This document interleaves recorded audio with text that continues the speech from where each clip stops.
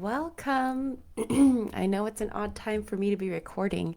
I am busy this weekend, so for purely selfish purposes, I know this might sound very strange. I actually listen to my own podcast, not because it's like I think I'm amazing, but because I love the story and I love to hear, listen critically but kindly to myself, and then make observations what I did well, what I think I could do better, get a feel for the voices that I'm creating, get them more embedded in my mind and in my soul. And so, being as I'll be busy this weekend, I wanted to have an opportunity to listen to myself more. Is that super braggadocious of me?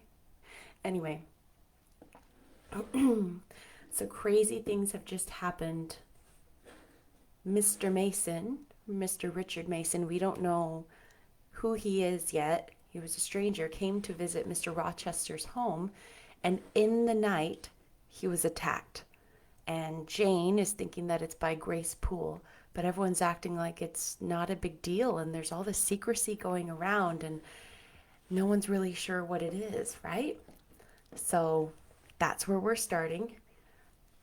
And also, Mr. Rochester, through the guise of being a gypsy fortune teller, tried to get some information out of Jane, trying to give her some hints about some things, and she is not picking up on those hints one bit, right?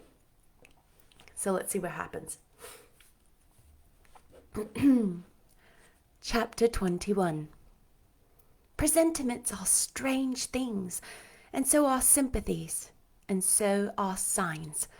And the three combined make one mystery to which humanity has not yet found the key. I never laughed at presentiments in my life, because I have had strange ones of my own. Sympathies, I believe, exist, for instance, between far distant, long absent, wholly estranged relatives asserting, notwithstanding their annihilation, the unity of the source to which each traces his origin, whose workings baffle mortal comprehension, and signs, for aught we know, may be but the sympathies of nature with man. When I was a little girl, only 6 years old, I one night heard Bessie Levin say to Martha Abbott that she had been dreaming about a little girl, and that to dream of children was a sure sign of trouble, either to oneself or one's kin. This saying might have worn out my memory, had not a circumstance immediately followed which served indelibly to fix it there. The next day Bessie was sent for home to the deathbed of her little sister. Of late I had often recalled this saying and this incident, for during the past week scarcely a night had gone over my couch that had not brought with it a dream of an infant, which I sometimes hushed in my arms, sometimes dandled on my knee, sometimes watched playing with daisies on a lawn, or again dabbling its hands in running water. It was a wailing child this night, and a laughing one the next. Now it nestled close to me, and now it ran from me. But whatever mood the apparition invested, whatever aspect it wore, it failed not for 7 successive nights to meet me the moment I entered the land of slumber. I did not like this iteration of one idea, the strange recurrence of one image, and I grew nervous as bedtime approached and the hour of the vision drew near. It was from companionship with this baby phantom I had been roused on that moonlight night when I heard the cry, and I was on the afternoon of the day following I was summoned downstairs by a message that someone wanted me in Mrs. Fairfax's room. On repairing thither, I found a man waiting for me, having the appearance of a gentleman's servant. He was dressed in deep mourning, and the hat he held in his hand was surrounded with a crape band. "I dare say you hardly remember me, miss," he said, rising as I entered. "But my name is Levin. I lived coachman with Mrs. Reed when you were at Gateshead. 8 or 9 years since, and I live there still." "Oh, Robert, how do you do? I remember you very well. You used to give me a ride sometimes on Miss Georgiana's bay pony. And how is Bessie? You are married to Bessie?" Yes, miss. My wife is very hearty, thank you. She brought me another little one about 2 months since. We have three now, and both mother and child are thriving. And are the family well at your house, Robert? I am sorry I can't give you better news of them, miss. They are very badly at present, in great trouble. Oh, I hope no one is dead, I said, glancing at his black dress. He too looked down at the crape round his hat and replied, Mr. John died yesterday, was a week at his chambers in London. Mr. John? Yes. And how does his mother bear it? Why, you see, Miss Eyre, it is not a common mishap. His life has been very wild. These last 3 years he gave himself up in strange ways, and his death was shocking. I heard from Bessie he was not doing well. Doing well? He could not do worse. He ruined his health and his estate amongst the worst men and the worst women. He got into debt and into jail. His mother helped him out twice, but as soon as he was free, he returned to his old companions and habits. His head was not strong. The knaves he lived amongst fooled him beyond anything I ever heard. He came down to Gateshead about 3 weeks ago and wanted Mrs. to give up all to him. Mrs. refused. Her means have long been much reduced by his extravagance, so he went back again, and the next news was that he was dead. How he died, God knows. They say he killed himself. I was silent. The things were frightful. Robert Levin resumed. Mrs. had been out of health herself for some time. She had got very stout, but was not strong with it, and the loss of money and fear of poverty were quite breaking her down. The information about Mr. John's death and the manner of it came too suddenly. He brought on a stroke. She was 3 days without speaking, but last Tuesday she seemed rather better. She appeared as if she wanted to say something and kept making signs to my wife and mumbling. It was only yesterday morning, however, that Bessie understood. She was pronouncing your name, and at last she made out the words, Bring Jane, fetch Jane Eyre, I want to speak to her. Bessie's not sure whether she's in her right mind or means anything by these words, but she told Miss Reed and Miss Georgiana and advised them to send for you. The young lady's pretty off at first, but her mother grew so restless and said, Jane, Jane, so many times that at last they consented. I left Gateshead yesterday, and if you can get ready, miss, I should like to take you back with me early tomorrow morning. Yes, Robert, I shall be ready. It seems to me that I ought to go. I think so too, miss. Bessie said she was sure you would not refuse. But I suppose you'll have to ask leave before you can get off. Yes, I will do it now. And having directed him to the servants' hall and recommended him to the care of John's wife and the attentions of John himself, I went in search of Mr. Rochester. He was not in any of the lower rooms. He was not in the yard, the stables, or the grounds. I asked Mrs. Fairfax if she had seen him. Yes, she believed he was playing billiards with Miss Ingram. To the billiard room I hastened. The click of balls and hum of voices resounded thence. Mr. Rochester, Miss Ingram, the 2 Misses Eshton, and their admirers were all busied in the game. It required some courage to disturb so interesting a party. My errand, however, was one I could not defer. So I approached the master where he stood at Miss Ingram's side. She turned as I drew near and looked at me haughtily. Her eyes seemed to demand, What can the creeping creature want now? And when I said in a low voice, Mr. Rochester, she made a movement as if tempted to order me away. I remember her appearance at this moment. It was very graceful and very striking. She wore a morning robe of sky-blue crepe. A gauzy azure scarf was twisted in her hair, She had been all animation with the game, and irritated pride did not lower the expression of her haughty lineaments. "Does that person want you?" she inquired of Mr. Rochester, and Mr. Rochester turned to see who the person was. He made a curious grimace, one of his strange and equivocal demonstrations, drew down his cue, and followed me from the room. "Well, Jane," he said, as he rested his head back against the schoolroom door, which he had shut. "If you please, sir, I want leave of absence for a week or two." "What to do? Want to go?" "To see a sick lady who has sent for me." "What sick lady? Where does she live?" "At Gateshead, in Shire." "Shire? That's 100 miles off. Who may she be that she can send for people to see her at that distance?" "Her name is Reed, sir. Mrs. Reed. Reed of Gateshead." "There was a Reed of Gateshead, a magistrate." "It is his widow, sir." "And what have you to do with her? How do you know her?"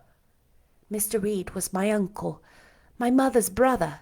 "The deuce he was! You told me that before. You always said you had no relations." "None that would own me, sir. Mr. Reed is dead, and his wife cast me off." "Why?" "Because I was poor and burdensome, and she disliked me." "But Reed left children. You must have cousins. Sir George Lynn was talking of a Reed of Gateshead yesterday, who he said was one of the veriest rascals in town, and Ingram was mentioning a Georgiana Reed of the same place, who was much admired for her beauty a season or two ago in London." "John Reed is dead too, sir. He ruined himself and half ruined his family. It is supposed to have committed suicide. The news so shocked his mother that it brought on an apoplectic attack." "And what good can you do her?" "Nonsense, Jane. I would never think of running 100 miles to see an old lady who will, perhaps, be dead before you reach her. Besides, you say she cast you off." "Yes, sir. That is long ago, and when circumstances were very different. I could not be easy to neglect her wishes now." "How long will you stay?" "As short a time as possible, sir." "Promise me to stay only a week." "I had better not pass my word. I might be obliged to break it." "At all events, you will come back. You will not be induced, under any pretext, to take up permanent residence with her?" "Oh, no.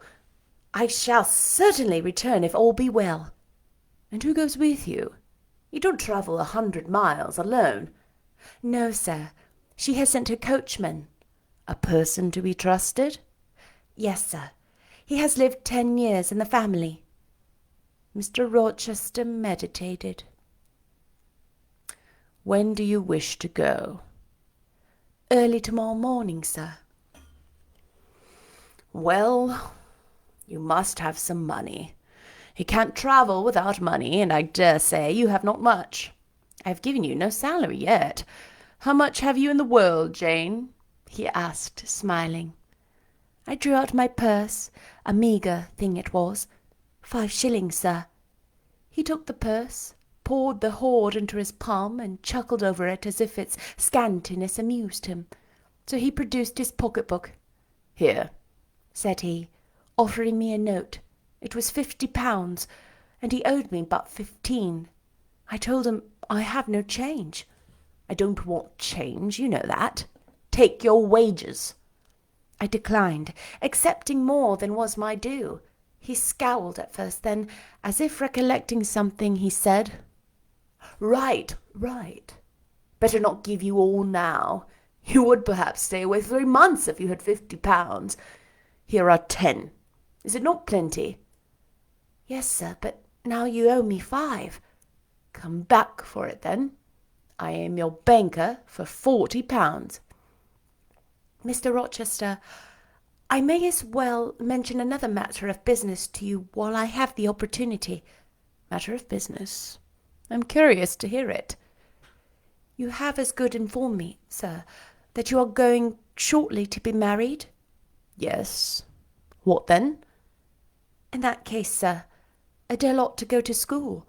I am sure you will perceive the necessity of it. To get her out of my bride's way, who might otherwise walk over her rather too emphatically? There's sense in the suggestion, not a doubt of it. Adele, as you say, must go to school, and you, of course, must march straight to the devil. I hope not, sir, but I must seek another situation somewhere. In course, he exclaimed with a twang of voice and a distortion of features equally fantastic and ludicrous. He looked at me some minutes. And old Madam Reed, or the missus, her daughters, will be solicited by you to seek a place, I suppose? No, sir. I am not on such terms with my relatives as would justify me in asking favours of them, but I shall advertise. You will walk up the pyramids of Egypt, he growled. At your peril you advertise. I wish I had only offered you a sovereign instead of £10. Give me back £9, Jane. I've use for it. And so have I, sir, I returned, putting my hands in my purse behind me. I could not spare the money on mine account. Little girl, said he, refusing me a pecuniary request. Give me £5, Jane. Not 5 shillings, sir, nor 5 pence. Just let me look at the cash. No, sir, you are not to be trusted. Jane? Sir? Promise me one thing. I'll promise you anything, sir, that I think I am likely to perform. Not to advertise, and to trust this quest of a situation to me. I'll find you one in time. I shall be glad to do so, sir, if you, in turn, will promise that I and Adele shall be both safe and out of the house before your bride enters it. Very well, very well. I'll pledge my word to it.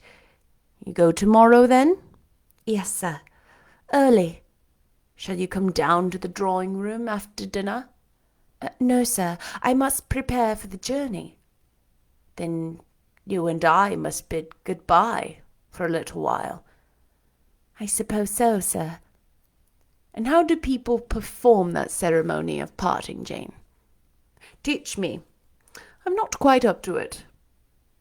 They say farewell, or any other form they prefer. Then say it.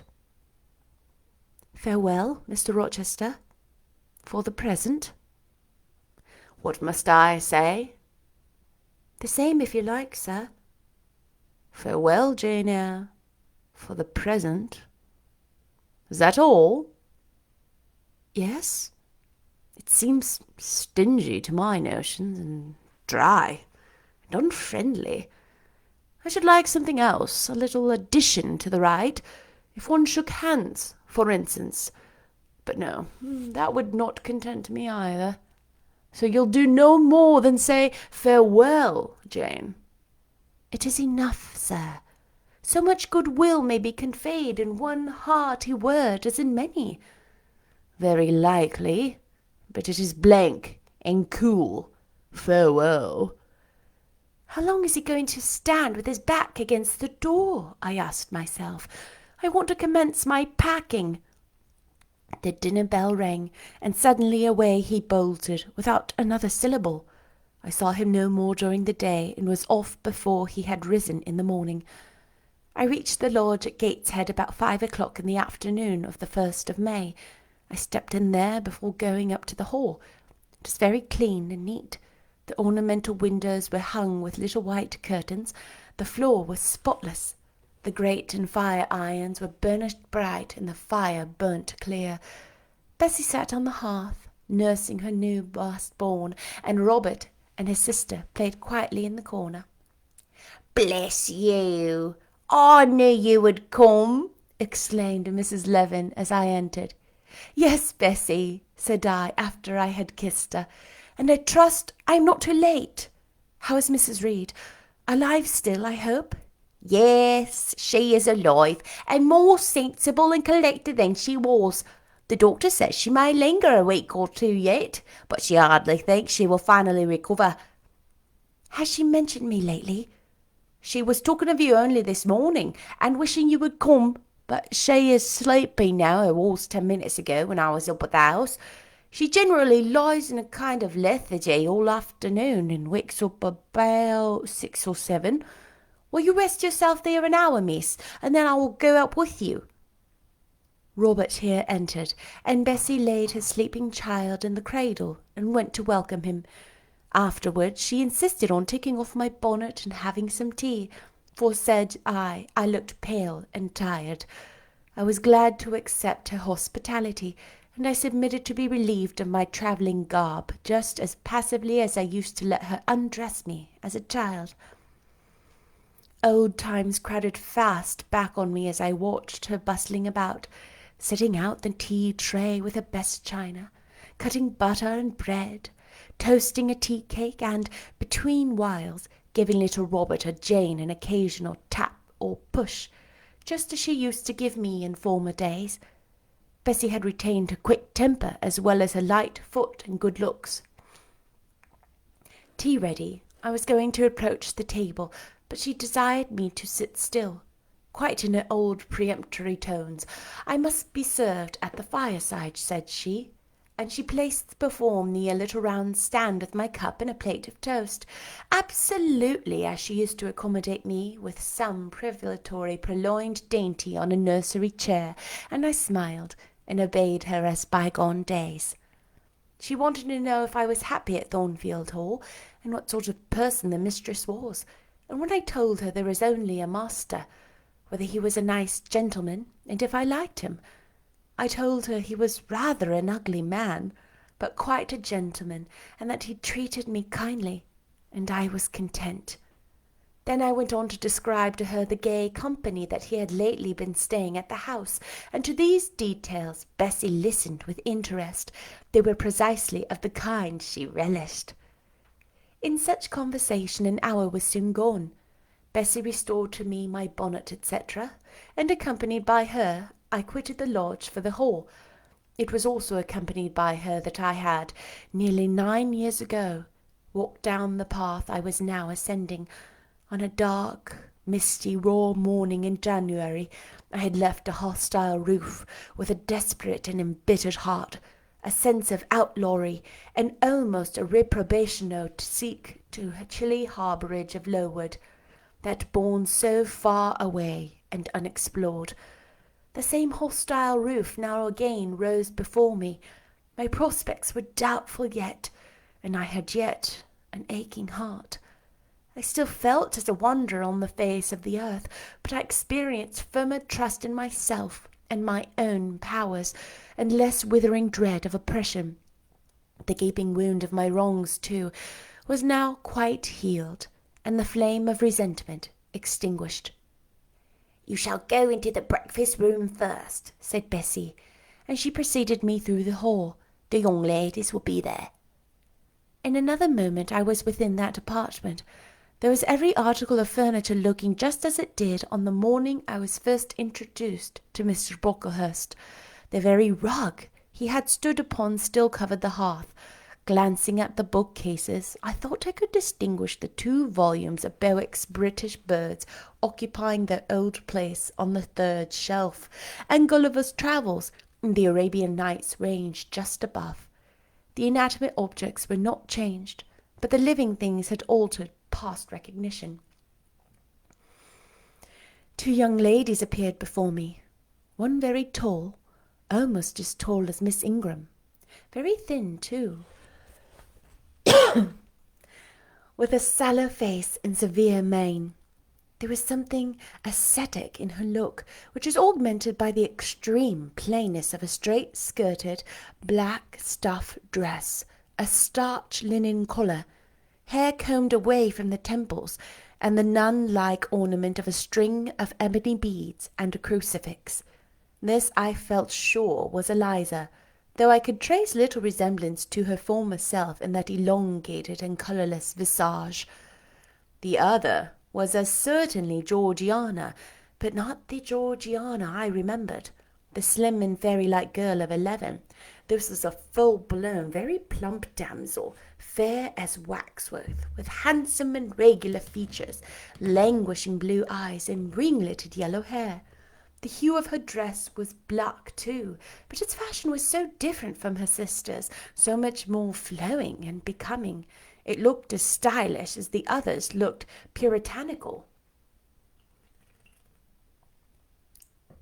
In each of the sisters there was one trait of the mother, and only one. The thin and pallid elder daughter had her parents' Cairngorm eye.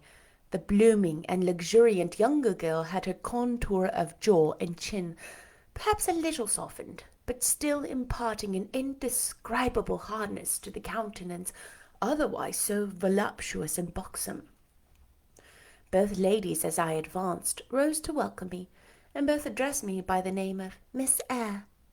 Eliza's greeting was delivered in a short, abrupt voice, without a smile, and then she sat down again, fixed her eyes on the fire, and seemed to forget me.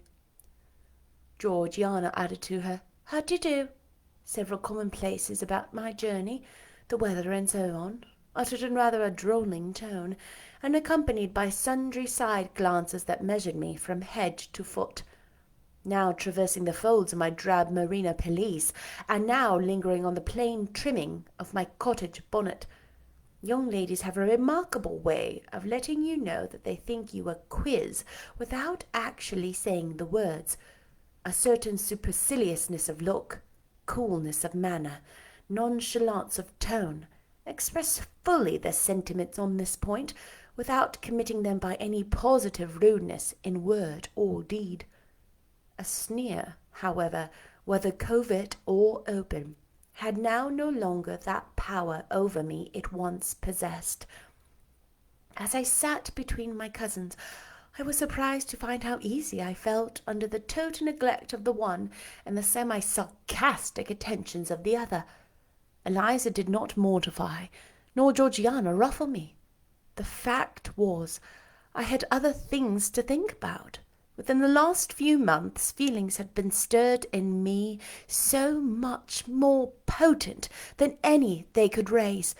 Pains and pleasure, so much more acute and exquisite, had been excited than any it was in their power to inflict or bestow, that their airs gave me no concern either for good or bad. "How is Mrs. Reed?" I asked soon, looking calmly at Georgiana, who thought it fit to bridle at the direct address, as if it were an unexpected liberty. "Mrs. Reed? Ah, mamma, you mean? She's extremely poorly. I doubt it if you can see her tonight." "If," said I, "you would just step upstairs and tell her I am come, I should be much obliged to you." Georgiana almost started, and she opened her blue eyes wild and wide. "I know she had a particular wish to see me," I added, "and I would not defer attending to her desire longer than is absolutely necessary." "Mamma dislikes being disturbed in the evening," remarked Eliza. I soon rose, quietly took off my bonnet and gloves, uninvited, and said I would just step out to Bessie, who was, I dared say, in the kitchen, and ask her to ascertain whether Mrs. Reed was disposed to receive me or not tonight. I went, and having found Bessie and dispatched her on my errand, I proceeded to take further measures. It had heretofore been my habit always to shrink from arrogance, received as I had been to-day. I should, a year ago, have resolved to quit Gateshead the very next morning. Now it was disclosed to me all at once that that would be a foolish plan. I had taken a journey of 100 miles to see my aunt, and I must stay with her until she was better or dead. As to her daughter's pride or folly, I must put it to one side, make myself independent of it. So I addressed the housekeeper, asked her to show me a room, told her I should probably be a visitor here a week or two, had my trunk conveyed to my chamber, and followed it thither myself. I met Bessie on the landing. "Missus is awake," said she. "I have told her you are here. Come and let us see if she will know you." I did not need to be guided to the well-known room to which I had so often been summoned for chastisement or reprimand in former days. I hastened before Bessie. I softly opened the door. A shaded light stood on the table, for it was now getting dark. There was the great four-post bed with amber hangings as of old. There the toilet table, the armchair, and the footstool, at which I had 100 times been sentenced to kneel, to ask pardon for offences by me uncommitted.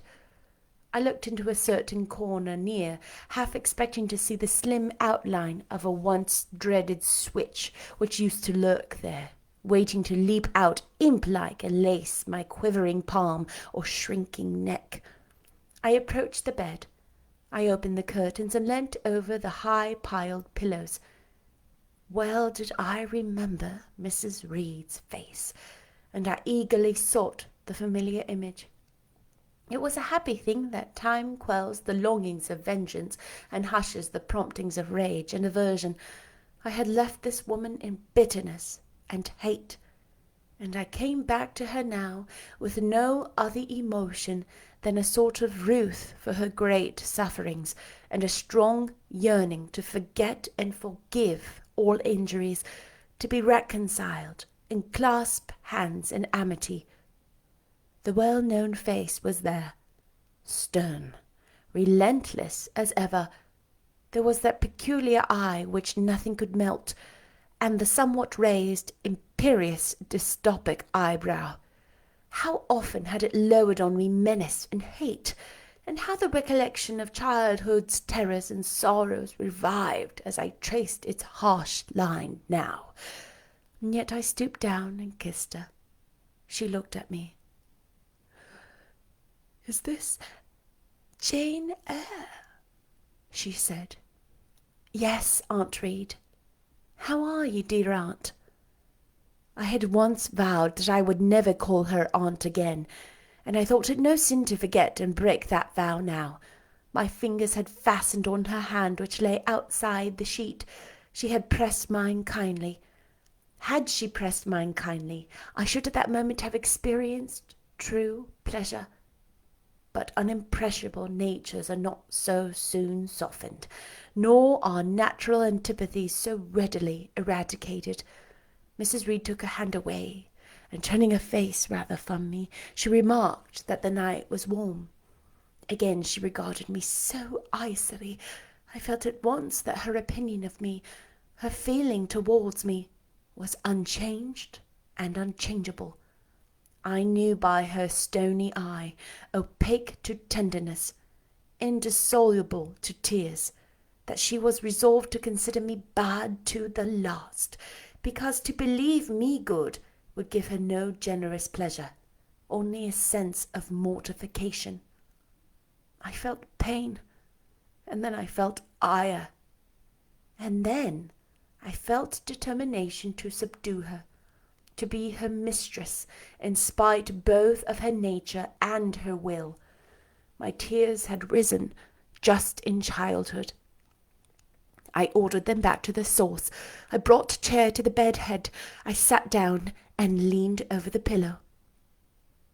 "You sent for me," I said, "and I am here, and it is my intention to stay till I see how you get on." "Oh, of course. You have seen my daughters?" "Yes." "Well, you may tell them I wish you to stay till I can talk some things over with you I have on my mind. Tonight it is too late, and I have a difficulty in recalling them. But there was something I wished to stay. Let me see." The wandering look and changed utterance told what wreck had taken place in her once vigorous frame. Turning restlessly, she drew the bedclothes around her. My elbow resting on a corner of the quilt fixed it down. She was at once irritated.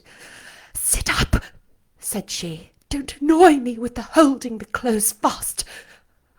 Are you Jane Eyre?" "I am Jane Eyre." "I have had more trouble with that child than anyone would believe. Such a burden to me left on my hands, and so much annoyance has she caused me. daily and hourly with an incomprehensible disposition, and her sudden starts of temper, and her continual unnatural watchings of one's movements. I declare she talked to me once like something mad, or like a fiend. No child ever spoke or looked as she did. I was glad to get her away from the house. What did they do with her at Lowood? The fever broke out there, and many of the pupils died. She, however, did not die, but I said she did. I wish she had died. A strange wish, Mrs. Reed. Why do you hate her so? I had a dislike to her mother always, for she was my husband's only sister, and a great favourite with him. He opposed the family's disowning her when she made her low marriage, and when news came of her death, he wept like a simpleton. He would send for the baby, though I entreated him rather to put it out to nurse and pay for its maintenance. I hated it the first time I set eyes on it. A sickly, whining, pining thing. It would wail in its cradle all night long, not screaming heartily like any other child, but whimpering and moaning. Reed pitied it, and he used to nurse it and notice it as if it had been his own, more indeed than he ever noticed his own at that age. He would try to make my children friendly to the little beggar. The darlings could not bear it, and he was angry with them when they showed their dislike. In his last illness he had it brought continually to his bedside, but an hour before he died he bound me by vow to keep the creature. I would as soon have been charged with a pauper brat out of a workhouse. But he was weak, naturally weak. John does not at all resemble his father, and I am glad of it. John is like me and my brothers. He is quite a Gibson. Oh, I wish he would cease tormenting me with letters for money. I have no more money to give him. Oh, you're getting poor. I must send away half the servants and shut up part of the house or let it off. I can never submit to do that. Yet how are we to get on? 2/3 of my income goes in paying the interest of mortgages. John gambles dreadfully and always loses. Poor boy, he is beset by sharpers. John is sunk and degraded. His look is frightful. I feel shamed for him when I see him. She was getting much excited. I think I had better leave her now, said I to Bessie, who stood on the other side of the bed. Perhaps you had, miss, but she often talks in this way towards night. In the morning she's calmer. I rose. Stop! Exclaimed Mrs. Reed. There is another thing I wish to say. He threatens me. He continually threatens me with his own death or mine, and I dream sometimes that I see him laid out with a great wound in his throat, or with a swollen and blackened face. I am come to a strange pass. I have heavy troubles. What is to be done? How is the money to be had? Bessie now endeavoured to persuade her to take a sedative draught. She succeeded with difficulty. Soon after, Mrs. Reed grew more composed, and sank into a dozing state. I then left her. More than 10 days elapsed before I had again any conversation with her. She continued either delirious or lethargic, and the doctor forbade everything which could painfully excite her. Meantime I got on as well as I could with Georgiana and Eliza. They were very cold indeed at first. Eliza would sit half the day sewing, reading, or writing, and scarcely utter a word either to me or her sister. Georgiana would chatter nonsense to her canary bird by the hour and take no notice of me, but I was determined not to seem at a loss for occupation or amusement. I had brought my drawing materials with me, and they served me for both. Provided with a case of pencils and some sheets of paper, I used to take a seat apart from them, near the window, and busy myself in sketching fancy vignettes, representing any scene that happened momentarily to shape itself in the ever-shifting kaleidoscope of imagination. A glimpse of sea between two rocks, the rising moon, and a ship crossing its disk, a group of reeds and water flags, and a naiad's head, crowned with lotus flowers rising out of them, an elf sitting in a hedge sparrow's nest under a wreath of hawthorn bloom. One morning I fell to sketching a face. What sort of face was it to be? I did not care or know. I took a soft black pencil, gave it a broad point, and worked away. Soon I had traced on the paper a broad and prominent forehead and a square lower outline of visage. That contour gave me pleasure. My fingers provided actively to fill it with features. Strongly marked horizontal eyebrows must be traced under that brow, and then followed naturally a well-defined nose with a straight ridge and full nostrils, then a flexible-looking mouth, by no means narrow, then a firm chin with a decided cleft down the middle of it. Of course, some black whiskers were wanted, and some jetty hair, tufted on the temples and waved above the forehead. Now for the eyes. I had left them to the last because they required the most careful working. I drew them large. I shaped them well. The eyelashes I traced long and sombre, the irids lustrous and large. Good, but not quite the thing, I thought, as I surveyed the effect. They want more force and spirit, and I wrought the shades blacker, and the lights might flash more brilliantly at a happy touch or two secured success. There I had a friend's face under my gaze, and what did it signify that those young ladies turned their backs on me? I looked at it. I smiled at the speaking likeness. I was absorbed and content. "Is that a portrait of someone you know?" asked Eliza, who had approached me unnoticed. I responded that it was merely a fancy head, and hurried it beneath the other sheets. Of course I lied. It was in fact a very faithful representation of Mr. Rochester. But what was that to her, or to anyone but myself? Georgiana also advanced to look. The other drawings pleased her much, but she called that "an ugly man." They both seemed surprised at my skill. I offered to sketch their portraits, and each in turn sat for a pencil outline. Then Georgiana produced her album. I promised to contribute a water-coloured drawing. This put her at once into a good humour. She proposed a walk in the grounds. Before we had been out 2 hours, we were deep in confidential conversation. She had favoured me with a description of the brilliant winter she had spent in London 2 seasons ago, of the admiration she had there excited, the attention she had received, and I even got hints of the titled conquest she made. In the course of the afternoon and evening these hints were enlarged on, various soft conversations were reported, the sentimental scenes represented, and in short, a volume of a novel of fashionable life was that day improvised by her for my benefit. The communications were renewed from day to day. They always ran on the same thing: herself, her loves and woes. It was strange. She never once adverted either to her mother's illness, or her brother's death, or the present gloomy state of the family prospects. Her mind seemed wholly taken up with reminiscence of past gaiety and aspirations after dissipations to come.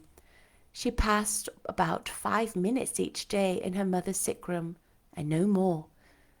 Eliza still spoke little. She had evidently no time to talk. I never saw a busier person than she seemed to be, yet it was difficult to say what she did, or rather to discover any result of her diligence. She had an alarm to call her up early. I know not how she occupied herself before breakfast, but after that meal she divided her time into regular portions, and each hour had its allotted tasks. 3 times a day she studied a little book which I found, on inspection, was a common prayer book. I asked her once what was the great attraction of that volume, and she said, "The rubric."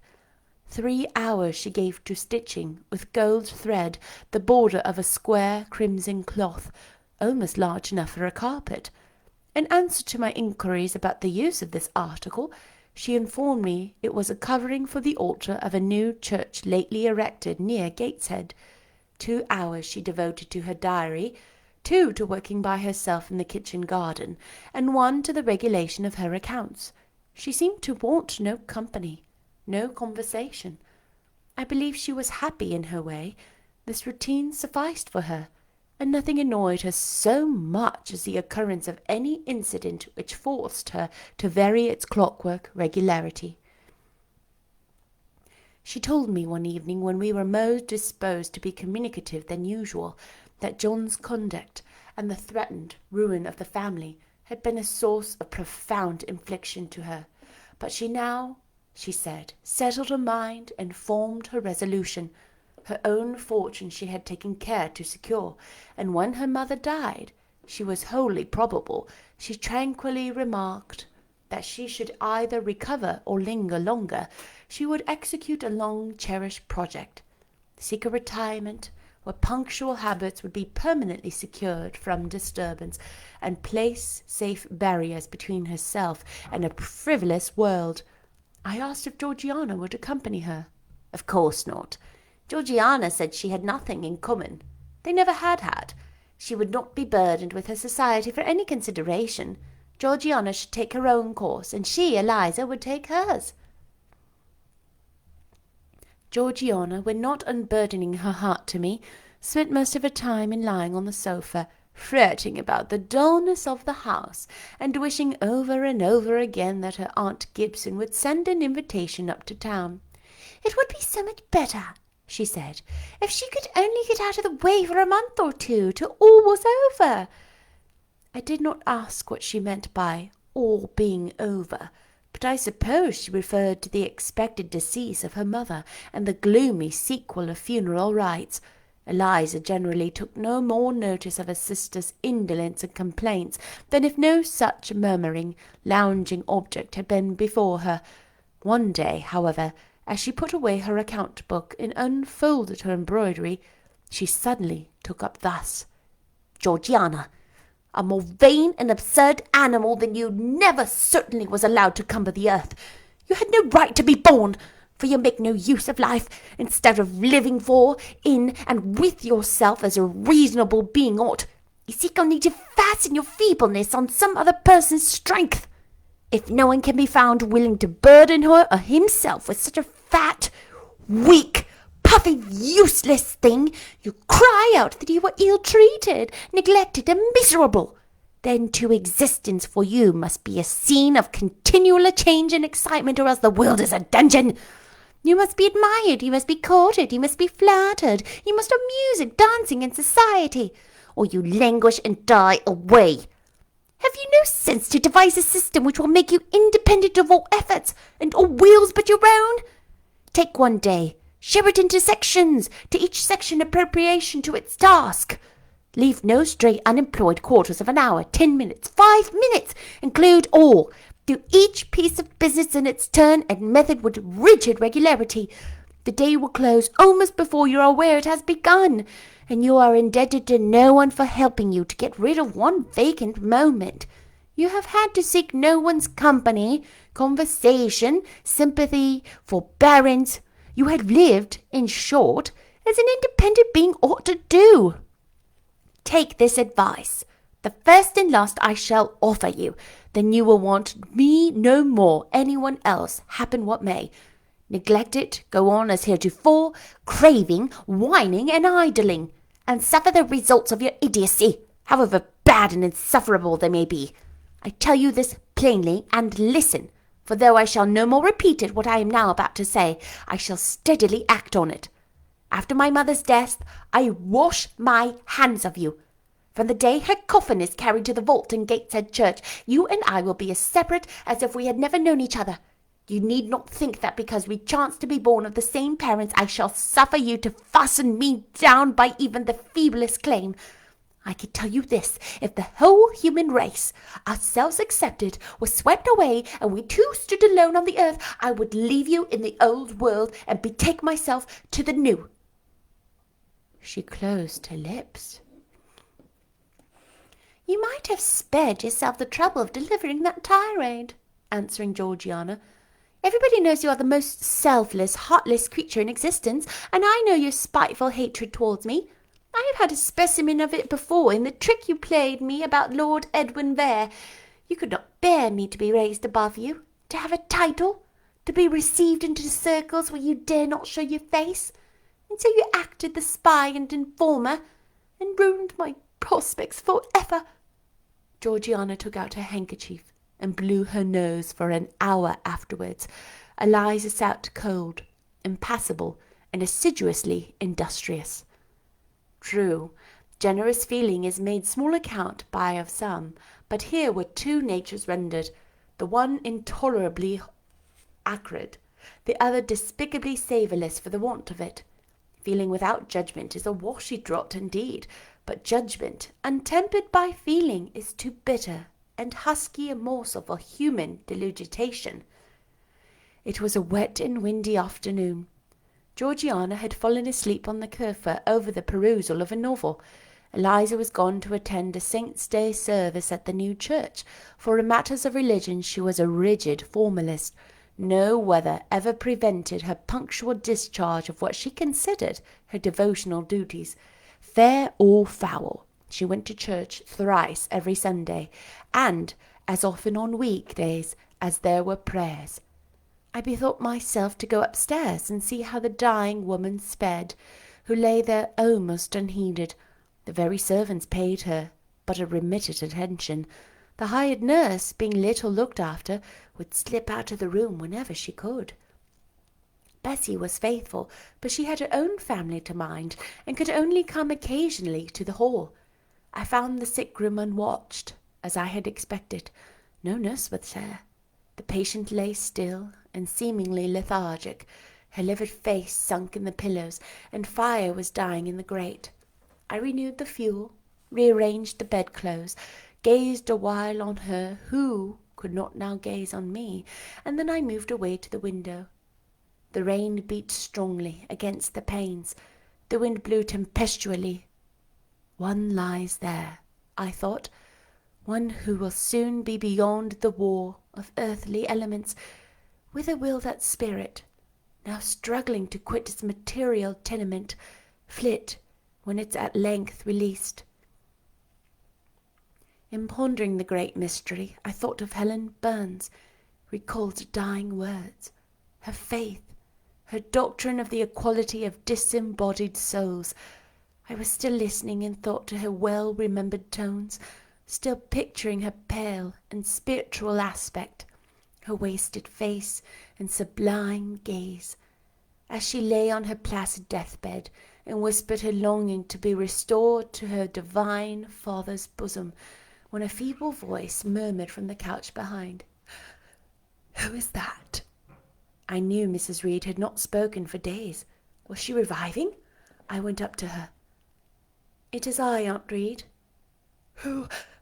I?" was her answer. "Who are you?" Without looking at me, with surprise and a sort of alarm, but still not wildly. "You are quite a stranger to me. Where is Bessie?"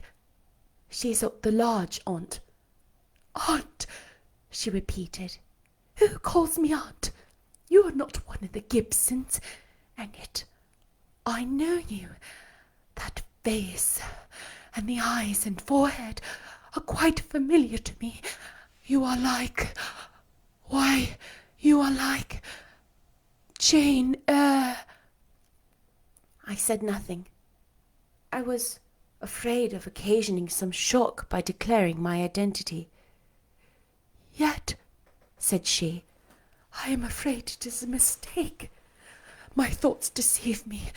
I wish to see Jane Eyre, and I fancy a likeness where none exists. Yet, besides, in my 8 years she must be so changed. I now gently assured her that I was the person she supposed, and desired me to be, and seeing that I was understood, and that her senses were quite collected, I explained how Bessie had sent her husband to fetch me from Thornfield. "I am very ill, I know," she said ere long. "I was trying to turn myself a few minutes since, and I find I cannot move a limb. It is as well I should ease my mind before I die. What we think little of in health burdens us at such an hour as is present to me. Is the nurse here, or is there no one in the room but you?" I assured her that we were alone. "Well, I have twice done you wrong, which I regret now. One was in breaking the promise which I gave my husband to bring you up as my own child. The other—" She stopped. "After all, it is of no great importance, perhaps," she murmured to herself. "And then I make it better, and to humble myself so to her is painful." She made an effort to alter her position, but failed. Her face changed. She seemed to experience some inward sensation, the precursor perhaps of the last pang. "Well, I must get it over. Eternity is before me. I had better tell her. Go to my dressing case, open it up, and take out a letter you will see there." I obeyed her instructions. "Read the letter," she said. It was short, and thus conceived. "Madam, will you have the goodness to send me the address of my niece Jane Eyre, and to tell me who she is? It is my intention to write shortly, and desire her to come to me at Madeira. Providence has blessed my endeavours to secure a competency, and I am unmarried and childless. I wish to adopt her during my life, and bequeath her at my death whatever I may leave. I am, Madam, etc., etc., John Eyre, Madeira." It was dated 3 years back. "Why did I never hear of this?" I asked. "Because I disliked you too fixedly and thoroughly ever to lend a hand in lifting you to prosperity. I could not forget your conduct to me, Jane, the fury with which you once turned on me, the tone in which you declared you abhorred me the worst of anybody in the world, the unchildlike look and voice with which you affirmed that the very thought of me made you sick, and asserted that I treated you with miserable cruelty. I could not forget my own sensations when you thus started up and poured out the venom of your mind. I felt fear, as if an animal that had struck or pushed had looked at me with human eyes and cursed me in a man's voice. Bring me some water, or make haste."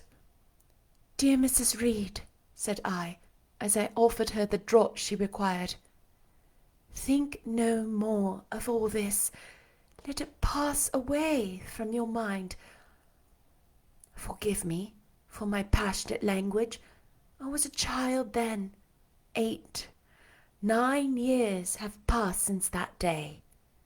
She heeded nothing of what I said, but when she had tasted the water and drawn breath, she went on thus. "I tell you I could not forget it, and I took my revenge. for you to be adopted by your uncle and placed in a state of ease and comfort was what I could not endure. I wrote to him. I said I was sorry for his disappointment, but Jane Eyre was dead. She had died of typhus fever at Lowood. Now, act as you please. Write and contradict my assertion. Expose my falsehood as soon as you like. You were born, I think, to be my torment. My last hour is racked by the recollection of a deed which, but for you, I should never have been tempted to commit. If you could be but persuaded to think no more of it, aunt, and to regard me with kindness and forgiveness. You have a very bad disposition, said she, and one to this day I feel it is impossible to understand how for 9 years you could be patient and quiescent under any treatment, and in the 10th break out all fire and violence. I can never comprehend. My disposition is not so bad as you think. I am passionate, but not vindictive. Many a time as a little child I should have been glad to love you, if you would have let me, and I long earnestly to be reconciled to you now. Kiss me, aunt. I approached my cheek to her lips. She would not touch it. She said I oppressed her by leaning over her bed, and again demanded water. As I laid her down, for I raised her and supported her on my arm while she drank, I covered her ice-cold and clammy hand with mine. The feeble fingers shrank from my touch, and glazing eyes shunned my gaze. Love me, then, or hate me, as you will, I said at last. You have my full and free forgiveness. Ask now for God's, and be at peace. Poor, suffering woman! It was too late for her to make now the effort to change her habitual frame of mind. Living, she had ever hated me. Dying, she must hate me still. The nurse now entered, and Bessie followed. I yet lingered half an hour longer, hoping to see some sign of amity, but she gave none. She was fast relapsing into stupor, nor did her mind again rally. At 12 o'clock that night, she died. I was not present to close her eyes, nor were either of her daughters. They came to tell us the next morning that all was over. She was by that time laid out. Eliza and I went to look at her. Georgiana, who had burst into loud weeping, said she dared not go. There was stretched Sarah Reed's once robust and active frame, rigid and still. Her eye of flint was covered with its cold lid. Her brow and strong traits wore yet the impress of her inexorable soul. A strange and solemn object was that corpse to me. I gazed on it with gloom and pain. Nothing soft, nothing sweet, nothing pitying or hopeful or subduing did it inspire, only a grating anguish for her woes, not my loss, and a sombre, tearless dismay at the fearfulness of death in such a form. Eliza surveyed her parent calmly. After a silence of some minutes, she observed, "With her constitution, she should have lived to be a good old age. Her life was shortened by trouble." And then a spasm constricted her mouth for an instant. As it passed away, she turned and left the room, and so did I. Neither of us had dropped a tear. Holy cow. Officially the longest chapter I have ever read live. Bless your heart if you are able to hang with me for that whole one. if you need to split it up, if you need to, you know what I mean? You know what I mean? So much happened. Aunt Reed is dead. What? And can you believe how Aunt Reed took her revenge? So Jane Eyre's uncle, John Reed, who was from Madeira, Bessie and Jane talked about Uncle Reed from Madeira a long time ago at the inn, had actually written to her aunt, and as revenge, in the letter, Uncle John said, I've come into a lot of money. I want to adopt Jane. I want to love her. I want to treat her as my own and bequeath her anything that I have.